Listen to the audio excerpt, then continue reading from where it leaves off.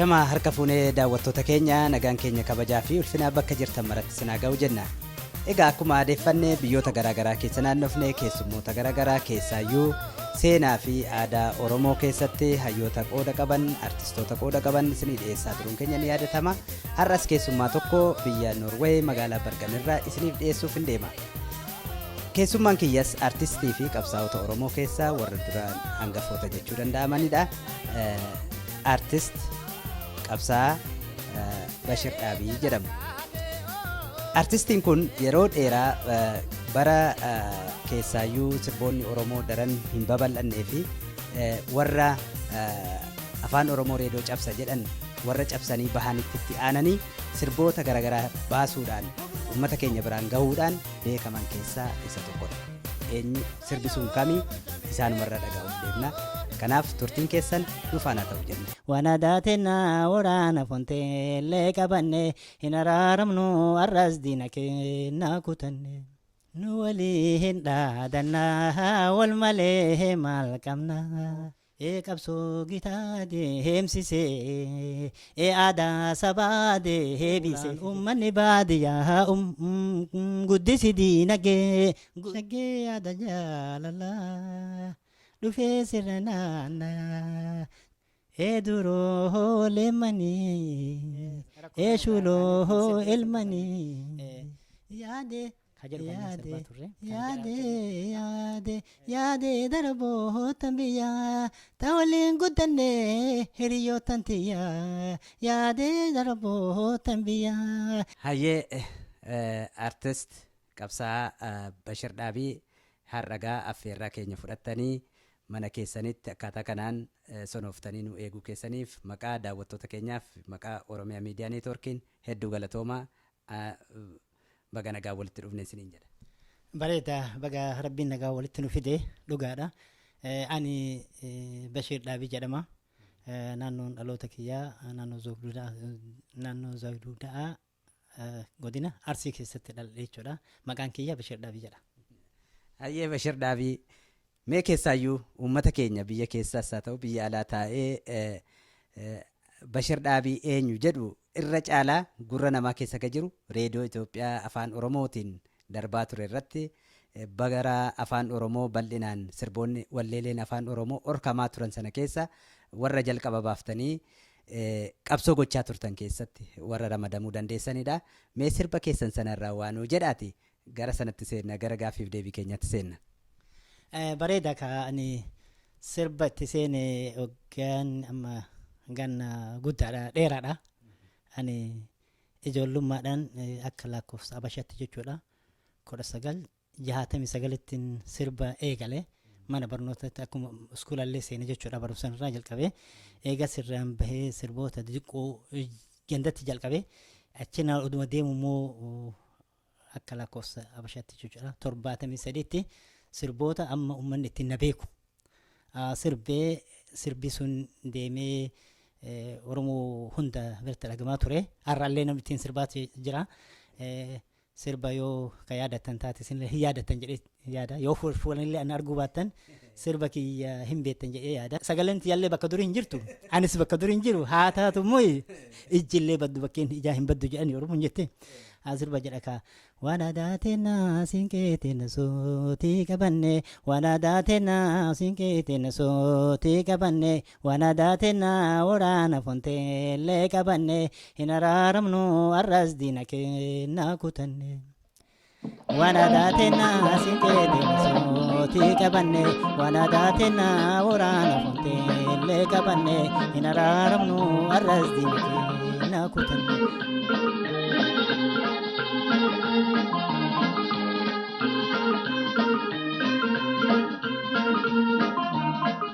Wanadaateena sinkeeteena sootii qabanne wanadaateena waraana fonteellee qabanne hin araaramnu arras diina keenya kutanne.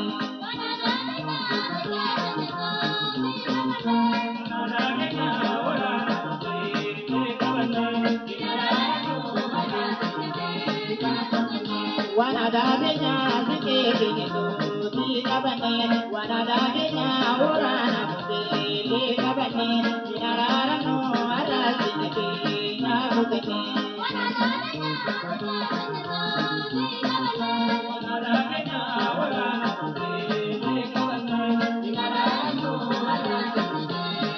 Hayyeega artistii qabsaa Bashir Dhaabii egaa wallee kee kanaan kanatti daawwattoonni keenya hedduu akka gammadan abdiin qaba.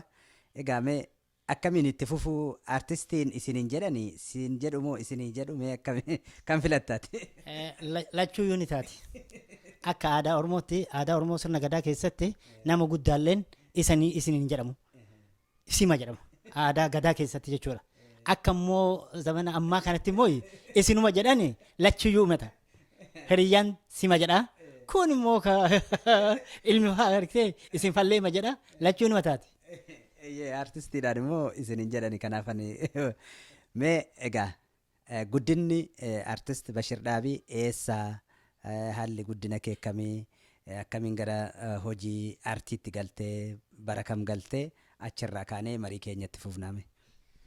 Galatooma on isaa keessa fagoodha haa taatu gabaabsaa deemna ani akkuma isin jedhe naannoo itti dhaladhee Zoldaa magaalaa Hogolchoo jedhamti eegasiin booda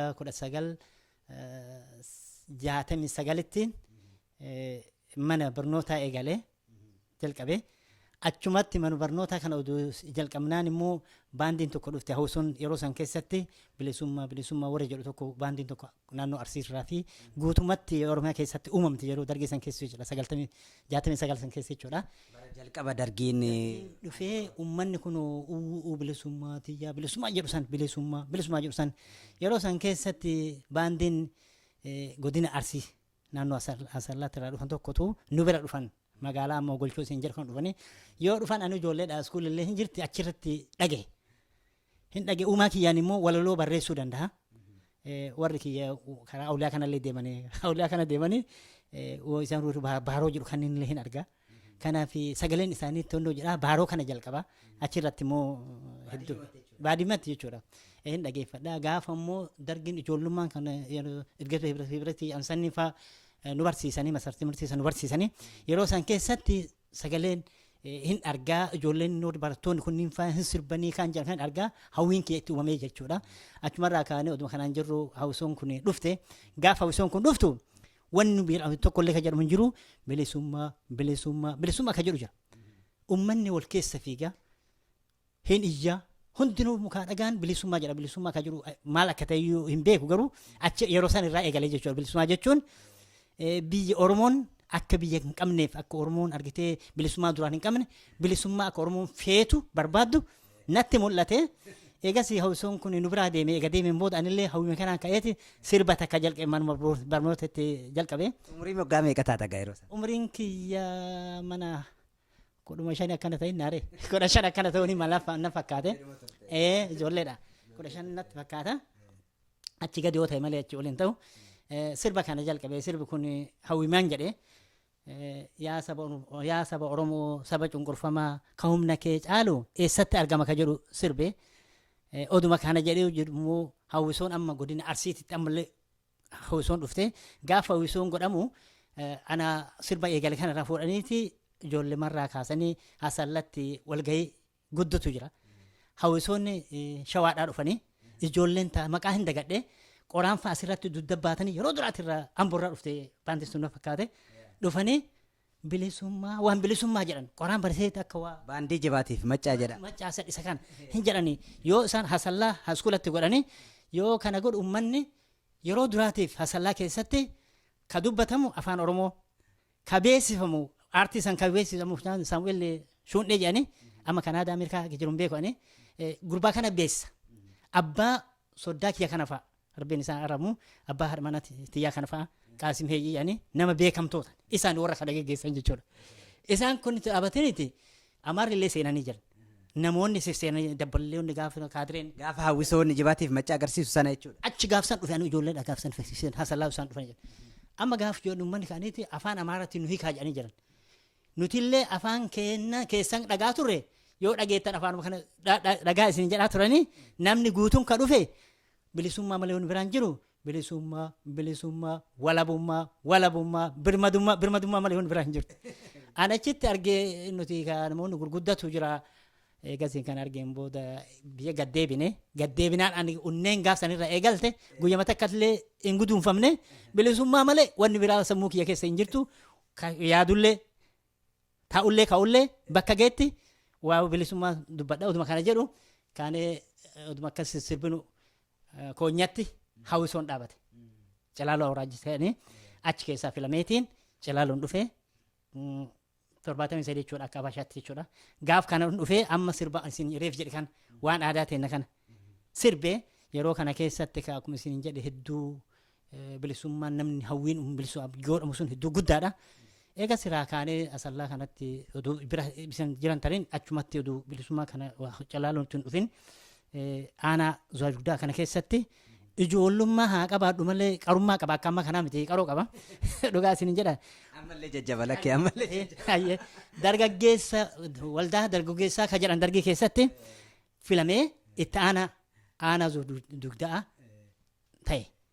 Oduma kana hojjedhu hawwisoodhaan Calaaloon fidanii Calaaloon geennan kutaa koonyaan yoo san waradaan jechuun aanaa jedhamu 10 Calaaloon keessatti jechuudha.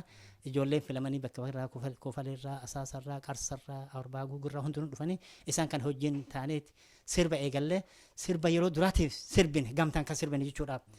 Nu waliin dhaadannaa wal malee maal qabna ka jennu kanneen mee sagalee kee kana sagaleen kee ammallee nima jira ati achi hin jiru jetta malee suma waggaa 30 dura jirudha mee irraa ammallee waan nu jedhe. Nu waliin dhaadannaa wal malee maal qabna. Nu waliin dhaadannaa wal malee maal qabna. Akka jedhuun sirbine eegasiin booda immoo muree diinolee muriine muree diinolee mummuree ka jedhu yeroo san keessatti sirboonni aadaa hedduu mi'aayaa kan namni duraan argitee baadiyyaatti haa jedhu malee ol bahee magaalatti hin dhagamintiin uumame waan kanarraa kaaneetumaan hawwisoo kana yeroo dheeraa wajjin hojjennee hawwisoo kana keessatti bakkeen nun deemin hin jiru yeroo yaadatamuu jijjigaa mallisoo maqaaqamee jedhan sanneen san keessatti achi turre eegasiin booda gaafa asmarattillee qayi kokkobii walla gabbii abashaan jettu san isaan achi turre bakka kana keessatti bakkeen ani hin deemin hin jiru jechuudha. Akkasuma keessatti hin turre eegasiin kanumaan hawwisoo kan hojjennu dalaynu gara dalagaa biraatti illee seene dalagaa mootummaatti jalqabee jechuudha. Gara dhumaatti irratti jechuudha. Jalqabee ana hoggaa lama akkana mana bulchiinsaa keessa anaa gal oduu baradhu kan hunda ka godhu. Oduu baradhu bulchiinsa keessa galee yeroo kana ka waa hedduutu jira jechuudha. Ijoollee tiyya ijoollee lama qabaa yoo san bashannanaa ka isuma baafate kan baaseef garuu Usmaan Bashir jedhama.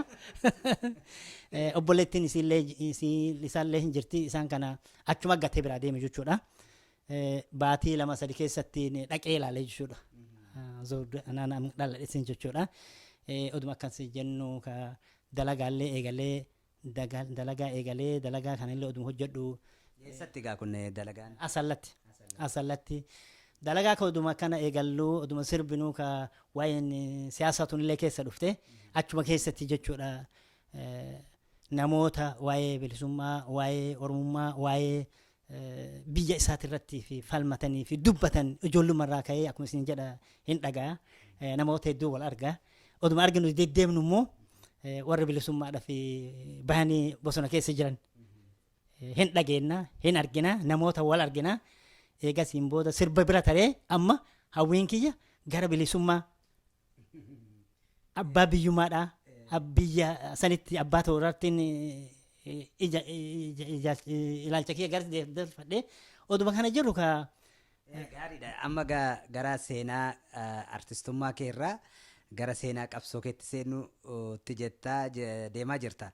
Garuu isa duraan mallee waan artii sanarraa waan si gaggaafadhuun qaba. Sirboota garaagaraa kan gurra uummataa keessa jiran kan jaalataman kan keessaayyuu reediyoo afaan oromootiin hedduu daddarban hedduu qabda kanatti barreessites kanaaf isaan keessaa anis kan hin beeku waan hin qabuufi namoota kenniteefis namoota kan akka Yeeshii Raggaasaa fa'aa akkasii jira. Mee isa hojiiwwan keessan bal'inumaan irraa nuu ibsime. bareeda ka yeroo hin qabdan jedheeti wanti fagoodha sirboonni ani sirbe dhugaa rabbiitti anuu wallaalee jira dargima san keessatti sirboonni ani sirbe yoo dhibbaa ol taate malee achi gadi hin taatu garuu sanneen keessaa 3-4 yaadachuun hin mala akkuma siin jedha waan aadaa ta'e nan jira kan biraa immoo qabsoo gitaa deemsisee aadaa sabaa deebisee ka jedhu qabsoo gitaa deemsisee aadaa sabaa deebisee tirriidha kun kan biraa immoo gammadii ka aadaa tantee argitee gammadii ka aadaa tantee argitee aboo ani yaada dagadhee jira dhugaa rabbii isin jedha beeka. Kan Yashii Raggaasaa barreesse. Achiin booda immoo sirboota amma isin jedhe ka hiriyyaan teenna Yashii Raggaasaa warra wajjin ture jechuudha. Waggaa dheeraa qabsoo sana keessatti ilkaan wajjin jalqabneeti. Ani garuu hin cabsine yoo isin cabsite ani hin beeku wal arginu ilkaan wajjin cabsine jechuu hin dandeenya jechuudha beeka. Isheen illee nu daawwachuu dandeessi artist Yashii Raggaasaa keessattuu sirboota ishii qofaan miti isheen kan beekamtu diraamaa waggoota dheeraaf aartii Oromoo guddisuu keessatti warra ofii wareegama boonsaa kaffalanii aadaa Oromoo guddisan kutaa dhangaa afaan Oromoo diraamaawwan hedduu babbareedaa uummata keenya dhiyeessaa turanidha. Isheen illee galata guddaa qabdi egaa biyya keessa waan jirtuuf arginee dhiyeessuu hin dandeenye mee hojii ishii nu ibsite. Akkasii isin dhugumattuu sabboontuudha sagalee bareeda qabdi aadaa bareeda qabdi. Isii qofaa miti egaa namni argitanii yoo waa'ee nama tokkoo kaaftu kan biraallee yaadatta obboleettii isiitu jira gibjaa jedhaniini hangafa isiiti jijjigaa san wajjin deemne sirba weellistuu isiinillee egaa isin booda garuu odumaan jiru barsiisaa turte amma waan isin keessa hin jirtu Yashii immoo intervii TV Itoophiyaan yoo gaggaafatan dhaga'ee ture guyyaa tokko laalee inumaayyuu sila bilbila qabaadhee bilbilee yaada kennaa ture garuu isiin argitu an argaa ture jechuudha. Hedduu sabboontuudha dhugaadha sirboota isiidhaaf yoo kenne isin illee hin beekti sirba amma isin ittiin beekamtu baaleoo karaan baaleoo hiriyaa addaan baaneoo hooka jedhu warra wajjin dabarsinee anatu kenneef jechuudha sirba kana achiin booda sirboonni ani yeroo san ittiin sirbaa ture dhugaadhuma hin yaadadhu sirba hedduudha. Achiin booda namoota sirboota anuu ittiin sirbaa ture hedduudha. Ati qotee bulaan uummanni baadiyyaa guddisi diinagee. Hayyee artist Bashir Dhaabii egaa mee baroota sana keessaati walleen kee hedduudha akkuma amma nuu ibsite gara 100 ta'aa jetteetta kan namaas barreessite kan ofii keetiin sirbite akkuma beekamu akkuma sila ibse karaa reediyoo afaan Oromoo gurra uummataa keessa jira. Mee shaggee jaalalaa ka jedhu tokkos kan keeti natti fakkaata mee sirba sanarra waanuu jedhe. Sirbi akkuma jenne hedduudha kanneen kana keessa shaggee yaada jaalalaa dhufee sirra naannaa jaalalaa akka jedhu kanneen turre kana turre. Hayyee artist Bashir Dhaabii ati ijoollee meeqa qabdaa ogummaa kee sanatti meeqatu galee isa maaliif ati kan sirraa dhaalmaa fudhate bashannanaan arginee waltajjii tokko irratti arginee gaaffiif deebii waliin taasifneerra mee warri kaanis kan dhaalan hoo jiraate itti nu ida'iti achirraa waan gaasi gaafannoo jiraate ittiin fufna. Bareeda ani sila sirba inuma jaaladhe ittiin guddadhe amma immoo sirba ofii sirbuu irratti osoo hin taane ijoolleen tiyya akka itti sirban sirbi immoo ani isaaniif dabarsuu barbaadu sirba jaalalaa qofa osoo hin taane seenaa ka keessaa of qabu aadaa dhugaasan akka uummanni aadaa isaa hin ganne akka seenaa uummatni immoo seenaa isaa jabeeffatu kanaafin ijoollee tiyyate yeroo baay'ee hin hima akkuma jettan mucaan kiyya guddaan bashannanaan yeroo baay'ee wajjin turre akkuma isin jedhu garuu yeroo wal arginu irratti sirboota kiyya in shaakalaa hin dhageeffata yeroo xiqqoo sanniin faa keessatti yoo godha eega siin booda immoo haga walitti dhufnee inni illee biyya kana dhufe akka gaariitti waan kaaseta 1996 yeroo tokko karaa bakka biraatti irraa dhufe kaaseta sanii seenaa qabaa jechuudha bakka biraatti walaloo of yaadaloo hunda uumadhee baatii sadiif hayyama argadhee Finfinnee dhaqee kaaseta san baasee bakka biraatti deebi'ee kaaseta san immoo isaan bakka hunda bira ga'ee jira jechuudha. Bashannanaan faallee bakkuma jiranitti kaaseta san argatanii kaaseta sanirraa hamilee kaleessa qabu caala hamilee argitee aadaa tana jabeeffachuudhaaf sirba kanatti deemuudhaaf bahee eegaas dhufeen booda immoo akkasumatti itti fufee sirboota kiyyarraa eegalee sirboota nama adda addaallee sirbaa ture. Kalee dirama adallee nyaachuun keessan nagama alaallee adii kalee dirama adallee maalee keessan nagama.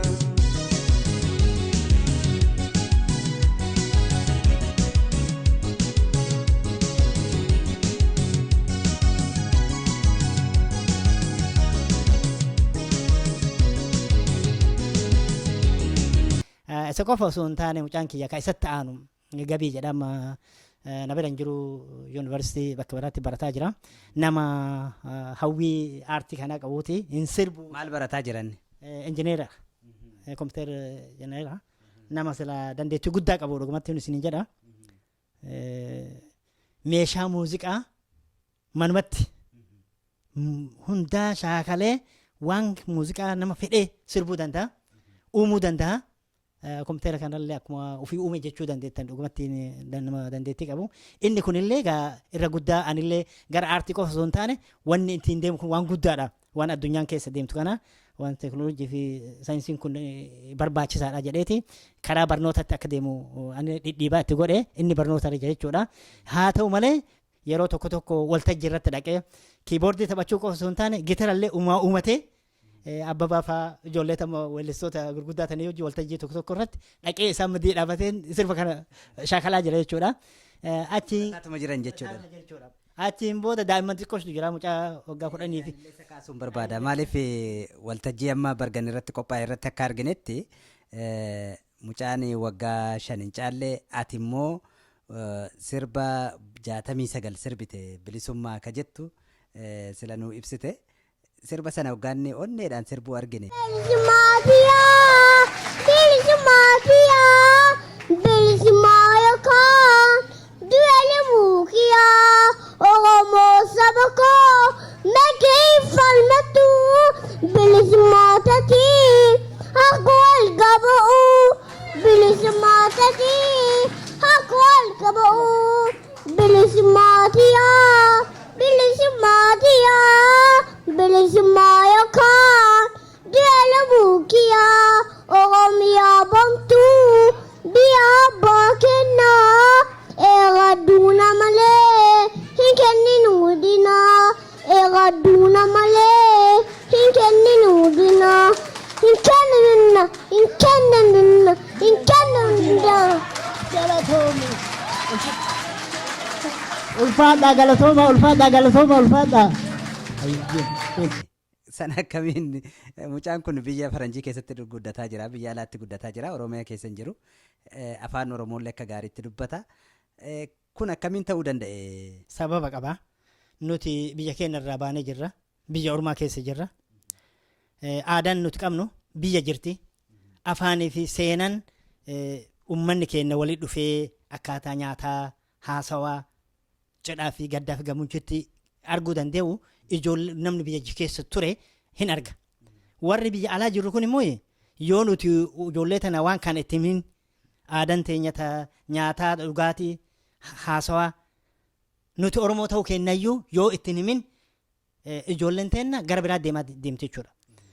Irra baay'een uummanni Oromoodha ka biyya jiru waan fedhee yaatu aadaan isaa afaan isaa bira jirti afaan hin wallaalu yoo magaalaan ta'in. Biyya kanatti immoo dhufnee ijoolleen wajjin jiraattu alagoota afaan adda addaa dubbatan mana barnootaa yoo dhaqan afaan biyya isaan keessa jiran santu baratan garuu mana keenyatti daa'imman teenya akka afaan kana hin daganne akka aadaa tana hin daganne kunuunsinee ijoollee tana guddisuudhaan dirqama keenya waan ta'eef ani irra guddaa mana keessatti daa'imman tiyya afaan biraatiin akka dubbatan hin barbaadu anillee taatee haati manaa kiyya jechuudha. Ijoollee tana afaan qofa osoo hin taane seenaa fi ani eenyu akka ta'e Oromoo keessatti eenyu akka ta'e Oromoon maal akka qabdu uummanni Oromoodhaa maal akka fedhu daa'imman xiqqoo isin dheengadda argitan jettu tuni nama karaa deemu yoo argite nama karaa deemoote noo gurraacha argite kun Oromoodha jettee na gaafatti afaan Oromoo dubbata jedhee na gaafatan namni gurraachi hundinuu Oromoo akka ta'ettiin laalanii hawwiidhaan ijoollee fudhatanii kanaaf daa'imman tana bilisummaa jechuun kun maal jechuudha yaadadha yeroo waggaa 3-4 duratti yeroo ministeerri Itoophiyaa kaama du'e kun biyya Ameerikaa dhaqanii isaan uummanni afaan Amaaraatiin waan arrabsuu fi faaruu yoo haatu isaan jajjana kana hin argiti daa'imman tunne maal jechuudha jettee gaafatti nama afaan Oromoo uffattu dubbata namni waan uummanni Oromoodhaa jedhu nama sanii balaaleffatu faarsuullee haa ta'u waan kana hin dhageetti afaan Oromoo halkanii guyyatti afaan Oromoo dubbachuu osoo hin taane akka isaan barreessan qubeedhaan akka dubbisan mucaan amma dheengaddi sana kan xiqqaasan qofa miti ka waggaa 10 ka walaloo barreessa waa'ee OML barreessuun hangafa mucaa saniiti jechuudha. OMN kan Oromoon abdatee abdii irra kaayate kana meediyaa ugaa kan mooraa diinaa cabsee gurmuu diinaa facaasee ammallee haa jiraatu OMN babal'ate ammallee haa jiraatu OMN babal'ate injifannoon ta'u uummata Oromooti obsa Bashir Gaabii Noowee Gandara. Obsaan wanta isin ajaa'ibu dhiyoo kana yeroon biyya kana dhufe mucaan kun baay'ee xiqqaa ture afaan kamiyyuu hin beeku afaan Norwees afaan Oromoos sababiin isaas mucaa xiqqaa ture ijoolleen reefuu yeroo dhalattu immoo afaan hin beektu asitti dhalate asitti guddate akka kanatti yeroonni walaloo dubbisu anaan gammachuu addaatu natti dhaga'ama.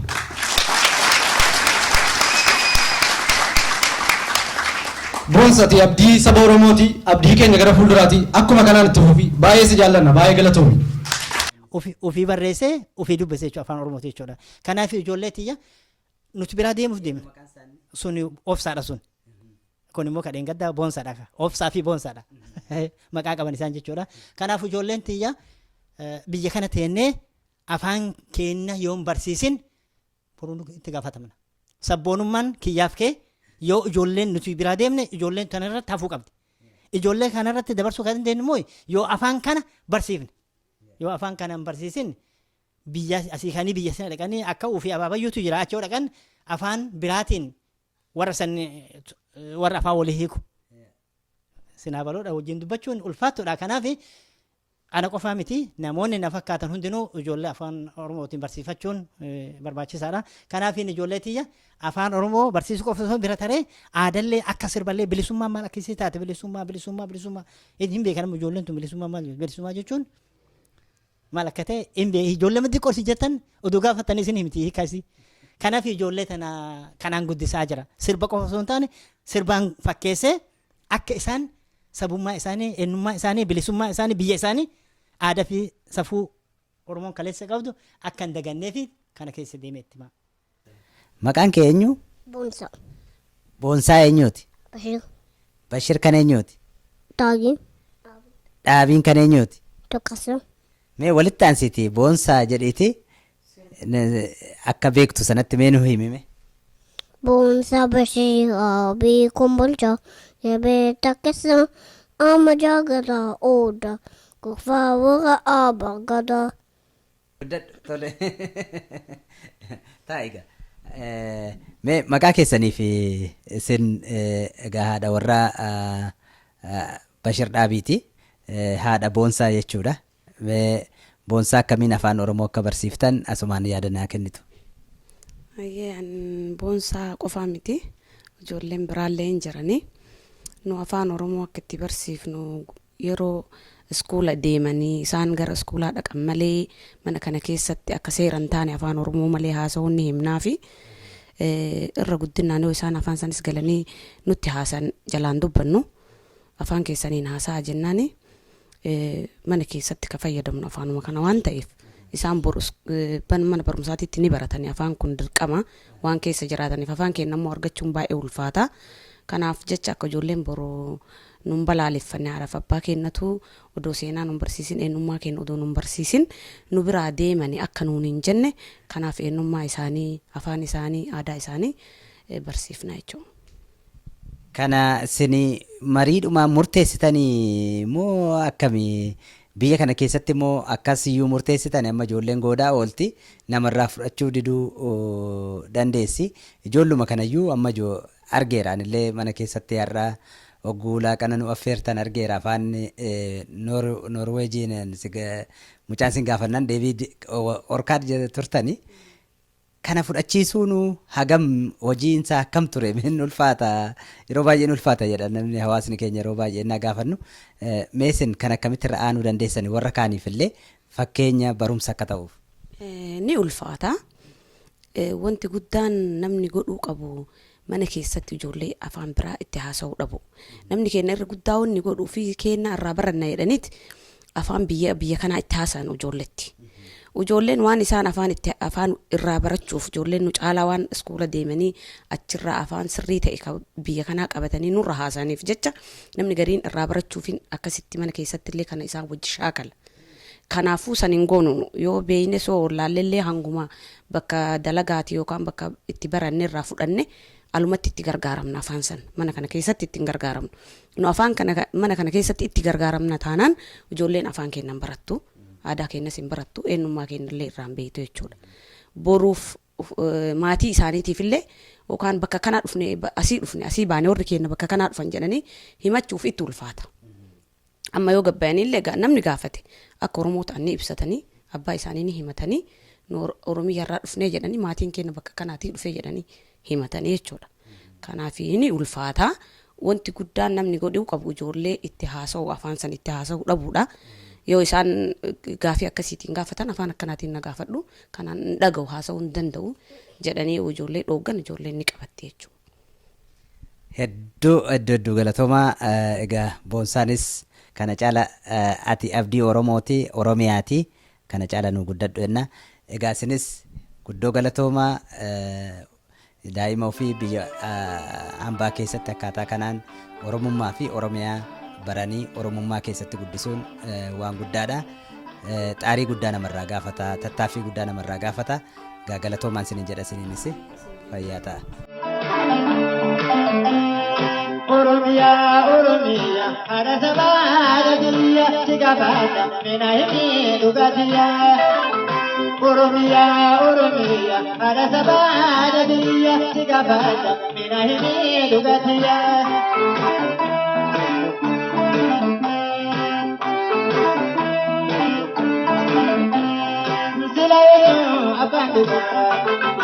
Ini dugaan alebeitu ni gafana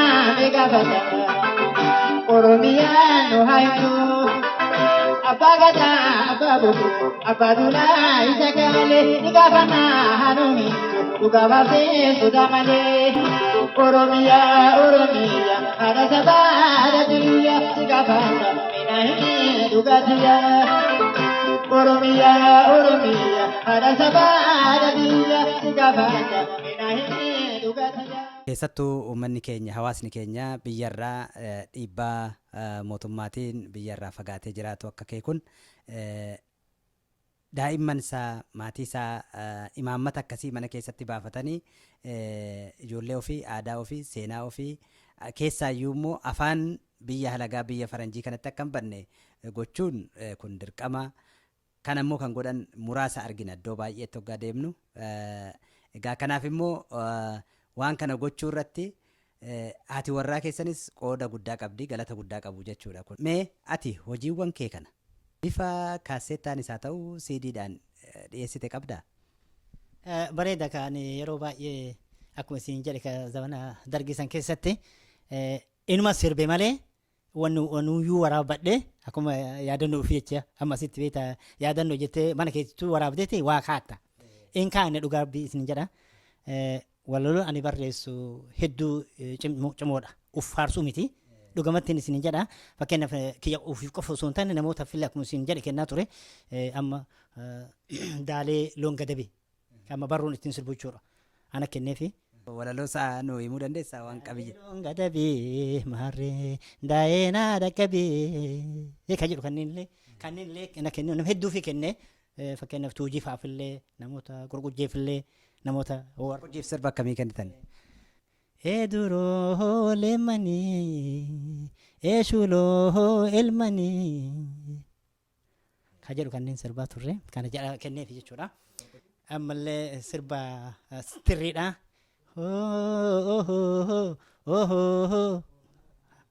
Tole maarree lafaan dorrobee ka jedhu ka gurgujje sirbu jechuudha. Hedduu namatti tola. Ani amma dhugamatti isin jedha yaadadhu sirboota hedduudha. Artist Bashir Dhaabii asirra waan si gaafadhame. Sirbooti kee kun nunis akkuma siin jedhe reediyoo keessatti beeknu hawaasni keenyas uummanni Oromoo hedduu beeka.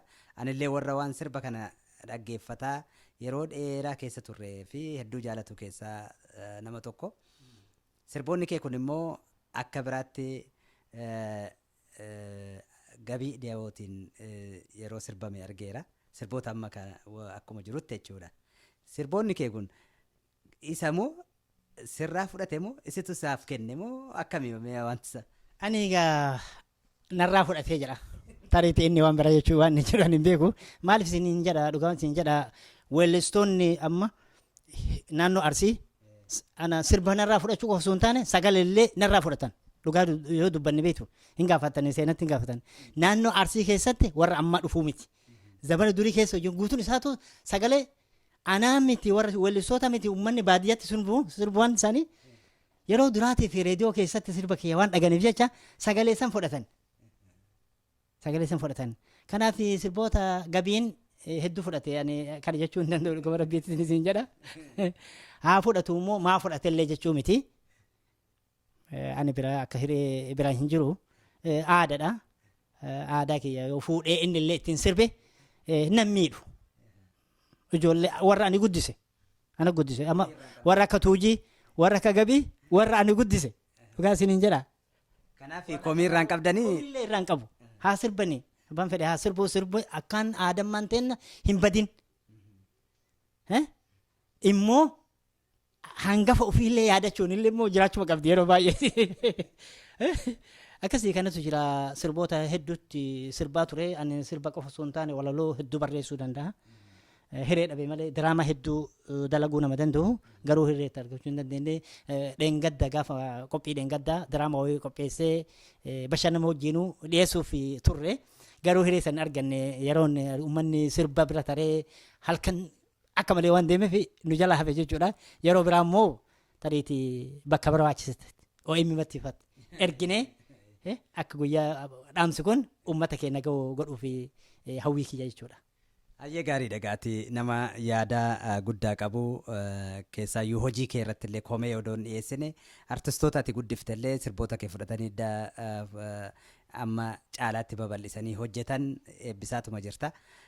Kun dhuguma fakkeenya gaariidha. Maaliif sabboonummaadhuma dhugaa agarsiisa waan akkasii kun.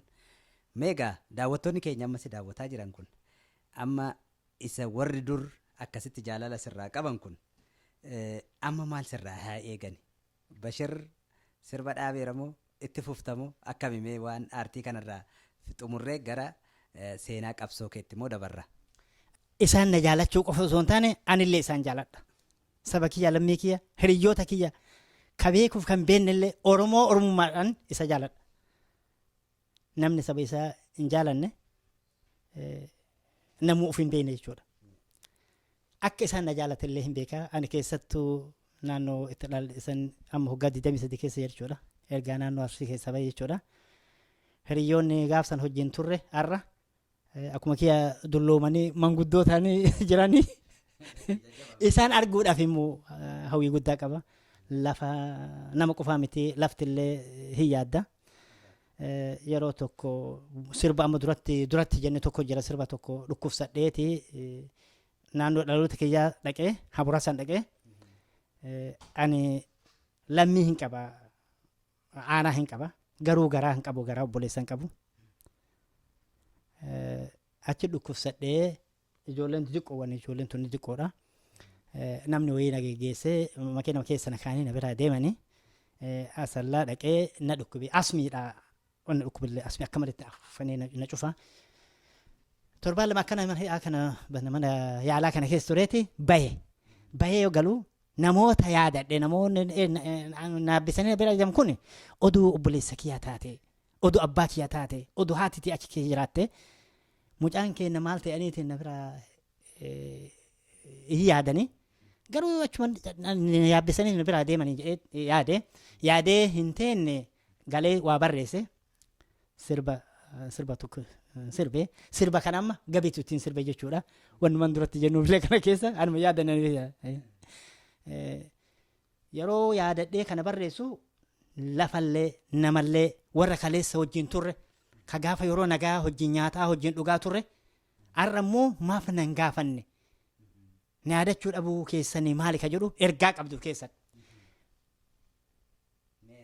namoonni ani dhugamni isin jedha sirban keessa jedha wanni inni onnoon is ilaalchisa ka yeroo nagaa goshoon kiyya guute rakkoon na mudannaan dhabee achi buutee ka jiru jira achi keessatti jechuudha yeroo nagaa goshoon kiyya guute yeroo nagaa hojiin ka nyaannu ka hojiin dhuddu ka hojiin bakka bashannana deemtu ka yeroo nagaa goshoon kiyya guute rakkoon na mudannaan immoo dhabee achi buutee dhufanii nan gaafannee tokkollee sirba kana gabiin fudhatee amma ittiin sirbee jira jechuudha. Yaade darbootan biyyaa tawaliin guddannee hiriyootan tiyyaa yaade darbootan biyyaa yaade darbootan biyyaa akka jedhu. Reediyoo Afaan Oromoo yeroo sana ture keessatti dhaggeeffataa guddanne sirbi sun akkuma jirutti sirba keeti jechuu danda'ama. Sana akkami carraa sanayyuu sirriitti itti fayyadamtee uummata biraan gahuudhaan waan guddaa waan hojjette natti fakkaata meesarraa waan nu jedhe. Dhugaa isiniin jedhaan yeroo sana akkuma isiniin jedhe baandiin godina Arsii yeroo san keessa dargi keessatti ija. Akka amma kana hawwisoonni bakka hundatti baay'atee jiru wallaggarraa baandiin wallaggaa tokkoon jira hin guddattuudha kan ammaati miti gaafa dargi keessatti isaantu jira isaan kun hin dhufanii finfinnee irratti yeroo walga'iin adda addaa jiraatu mootummaan qabdu sanitti wajjin turra bakka biraa immoo akkuma isin jedhu dabre amma Asmaraa Mutsowwaa Jijjigaa bakkee sila waraanni dargii deemu sun hundaayyuu baandii keenya deemaa ture baandiin kun hedduu yeroo san keessatti sa'aatii 24 keessatti reediyoon afaan oromootiin kataru jechuudha warra reediyoon yeroo san hargii tokko jira yeroo san achirra dabru jira isaa alatti Itoophiyaa keessatti afaan oromootiin baay'een kataru kenna ture yeroo hundaayyuu intervii ati namoonni reediyoo keessa hojjetan akka maatiitti na laalu akka gaariitti na beekan jechuudha amma warra akka Hussein Badhaasoo warra akka Yohaannis Waaqoo warra akka Saamu'eel Dhaabaa warri yeroos kumee ani qunnameen beeku garuu jeroota kanneen keessattuu Yohaannis Waaqoo Hussein Badhaasoo akkasumatti lubbuu isaa hamaaru hedduu namoota maqaa yaadadhu namoota hedduu jedha. Sirboonni akka dhaqeetti intervii mataa hin ta'a garuu wanni dokumentii ta'ee qabatamee gadi hin jiru akkuma jedhee mootummaan dargii sun jijjiiramnaan bakka keessa hin turre hidhee akka jaallan biraa yookaan weellistoota biraa magaalaa keessa ta'ee waan sanitti fayyadamuu hin dandeenye hireen arganne jechuudha. Kanaaf wanni ani yaadachuu danda'u beektu waanuma xiqqoo tana. Dhibba kana keessa 2-3 nama isin jedhi malee yaadadhu irraa ture jiraati. Kanaaf wanni guddoon namni waan kaleessa tare yaadachuumatu barbaachisaadha. Haa ta'u seenaadha. Ana caalaa immoo uummanni kiyya kakaleessa na beekan kakaleessa sagalee kiyya dhagan kakaleessa immoo ani Bashiir maal akka ta'e beekan yoo sagalee kiyya dhagan akka na yaadaniif akka ani akkuma isaan yaadu isaan illee akka na yaadan abdii qaba rabbiin bakka jiranitti waliin nu haa fidu. Bashir iddoo gaariidha dhaamsa gaariidha illee ka dabarsite mee Abshir keessattuu Bashir qabsoo Oromoo akkuma abbootiin aalchifnee dhaloota dhuftutti dabarsina jedhani atis immoo ogummaa aartii kana hojii bal'aa hojjette kana uummanni immoo akkaataa kanaan si jaalatu kan gara daa'imman kiyyaatti dabarsaa hin jira jetteetta isa kana akkamitti ibsamame waan kanarraa maal jetta? Ijoollee tiyya dhaalchisuun aadaa tiyya afaan kiyya dirqama kiyya jechuudha. Ani sabboonaadha yoo naan jette sabboonummaan kiyya irratti dhaabachuu hin qabdu. Ilmoon tiyya sabboonaa san taatee Oromoo biraa sabboonota biraa uumuu qabdi uf-duraaf jechuudha. Kanaaf ijoollee tiyya akka ani ilaalutti waan kana dhaalchisuudhaaf har'as borullee jala jira. Atammaa asumarratti dhaabdee isaan dhaalchifte jechuudha hojii aartii. Akka daawwattoonni keenya maal sirraa eegu isa jedhu akka kaaftu barbaadeen. Yaa dhugaadha anamma sirbaa hin jedhe gaafa uummanni sirbiin san sirbee ammallee deebi'eetuma sirbuun immoo hin toltu. Argitee harreenuu ilmootti bu'aa buufatti jedhani. Ani ijoolleetti irratti bu'aa buufadheeti ani immoo isaan gorsuu jajjabeessuu waan daddabde immoo qajeelchuu sagalee an kaleessa qabu san yoo danda'an sagalee kennaafi waan isaan itti midhaagu itti tolu kanneen godhaa jira. Kanaaf anamma isaanuma jajjabeessuu malee sirbarra hoggaa 8 keessa jiran fakkaate kaasete biyya kana dhufee kaasete tokko baase eegasiin booda hin dhiise sirba dhiisullee barbaade ufumaa barbaade. Maaliif ijoolleen tana guddisee isaan kana aartii kanatti aartii jechuun sirba qofaa miti. Waan adda addaati irratti diraamaa haa taatu fiilmii haa taatu waan adda addaa waa barreessu irratti kitaaba yoo danda'e seenaa oduu Oromoo kanaa yoo oduu dandeettu ijoon akka gaariitti afaan kana baratte seenaan Oromoon kaleessa qabdu maal turte garam eessarraa kaanee eessa geennee eessa deemuu qabna ka jedhu ijoollee tiyya barsiisee mammaaka haa taatu waan kaleessa Oromoon ittiin beektu sanniin kanneen babarreessee ijoollee tana itti jajjabeessuu barbaada. Amma hiree dhabe malee diraamaa hedduu ka biyyatti barreesse jechuudha. Dargii san keessatti barreesse kaadhallee jijjiiramuu hin dandeenye. Garuu hiree argachuu hin dandeenye. Gareen waan biraa of keessaa qabdi. Waan qabdu san keessa guyyaan tokko yoo dhufe gadi baatee jedhe akkas jedha kan kaadhee taa'aa jira jechuudha. Hayyeegaa mee artist Bashir Dhaabii amma gaa ogummaa aartii hanga waggaa 22 dura ture iddoo sanatti dhaabne amma immoo seenaa qabsoo keerra haasa'uuf deemna. Bara kam qabsootti dabalamte? Iddoo kamitti itti makamte? Akkam ture? Haalli qabsoo keessatti dabarsite maal fakkaata jireenyi sana keessatti? Egaa isa tartiibaan tokko tokkoon odoo nu ibsite. Yaade kolfaa kanangee shakoo jedhaa beeberee ragadaa fi